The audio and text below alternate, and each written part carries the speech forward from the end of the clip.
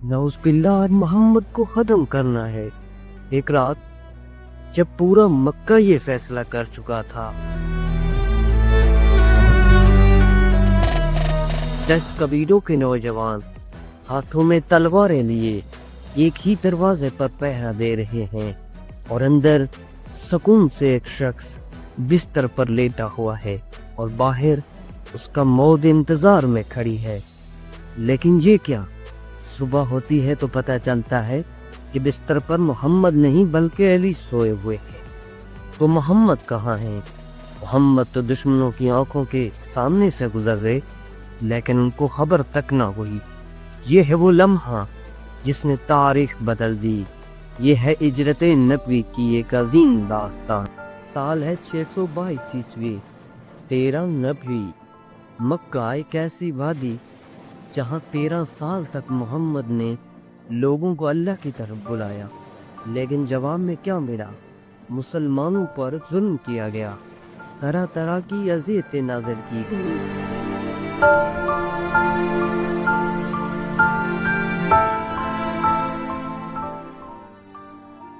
3 साल तक शुएब अबी तालिब में भूखा और प्यासा रखा गया, लेकिन मोहम्मद डटे रहे। लेकिन जब साजिश बरह रास्त आपकी जान के खिलाफ होने लगी तो अल्लाह ने आपको हिजरत का हुक्म दिया। कुरैश के सरदार दारुल नजवा में बैठे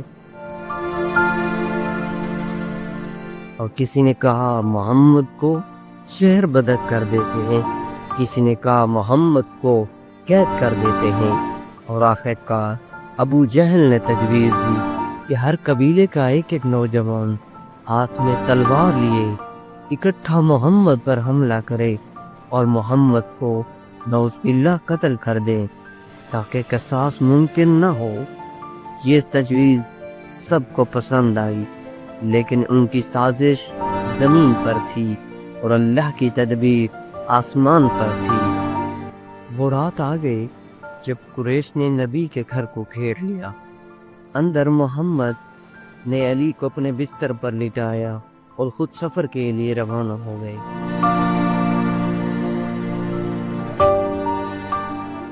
सोचिए अली के ये कितना मुश्किल होगा।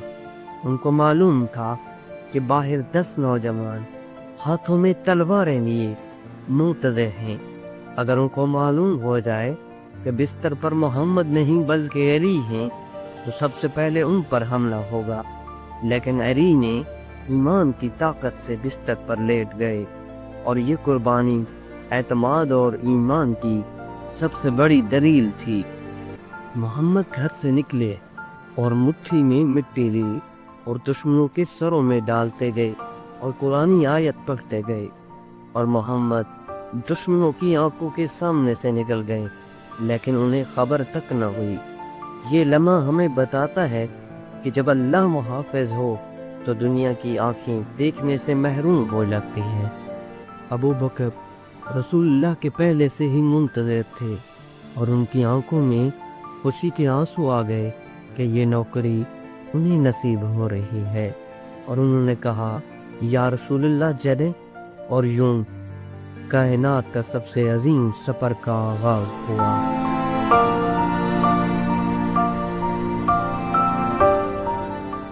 मक्का के बाहर एक पहाड़ और पहाड़ में एक गारे सौर। रसूलुल्लाह और अबू बकर उस गार में पहुंचे कुछ वक्त पनाह लेने के लिए। उधर कुरैश पूरे शहर में तलाश कर रहे थे।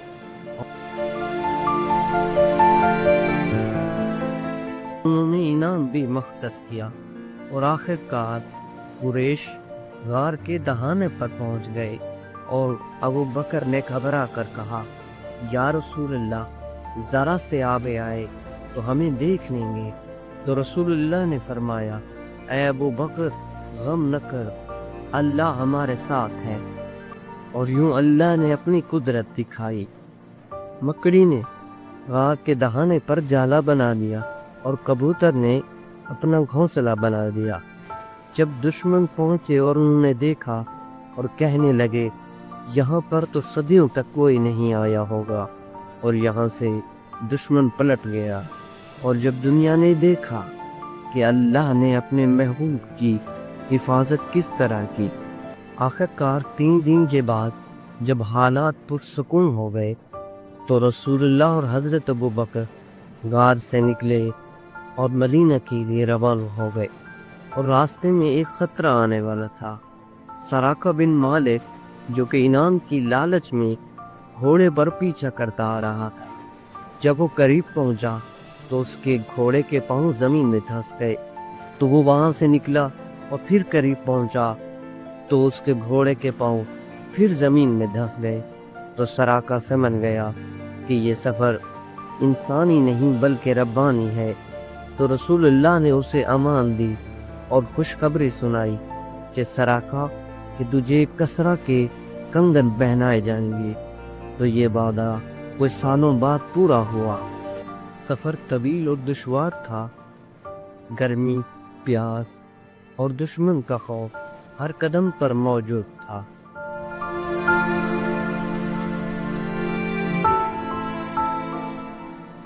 لیکن ایمان کا یہ قافلہ رک نہ سکا اور آخر کار مدینہ پہنچ گئے۔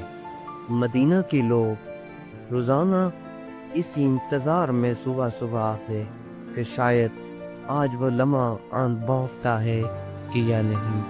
پھر وہ لمحہ آ گیا جب رسول اللہ مدینے میں داخل ہوئے۔ بچے خوشی سے گانے لگے اور لوگ خوشی سے جھوم اٹھے۔ یہ استقبال کسی شخصیت کا نہ تھا بلکہ ایمان، عدل اور روشنی کا تھا۔ مدینہ میں پہنچ کر سب سے پہلے مسجد قباء کی تعمیر کی گئی اور پھر مسجد نبی کی بنیاد رکھی گئی۔ یہ صرف عبادت گاہ نہیں بلکہ اسلامی ریاست کا مرکز تھا۔ ہجرت نبی نے ظلم کی بنیاد ختم کر دی اور ایک ایسی صبح کا آغاز کیا جس کی روشنی آج پوری دنیا میں پھیلی ہوئی ہے۔